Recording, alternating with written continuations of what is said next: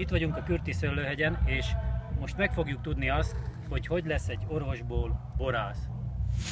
Karvaj doktor úrral beszélgetünk, akinek a magyar hangja Szabó Dávid. Doktor úr, hogy lehet az, hogy egy orvos össze tudja egyeztetni a borászatot a doktori foglalkozással?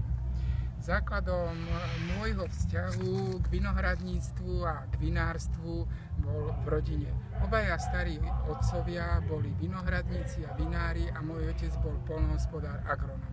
Mezőgazdasághoz és a szőlészethez való viszony már a doktor úr családjában felelhető. Mindkét nagyszülője, nagypapája foglalkozott ezzel, az apukája is mezőgazdász volt. Stačí. A teraz vinohradníctvo a vinárstvo je pre mňa hobby a preto to robím, že vlastne striedam činnosti. Vo vinohrade a v pivnici musím pracovať fyzicky a vo svojej práci ako lekár na koronárnej jednotke kardiológ pracujem väčšinou psychicky.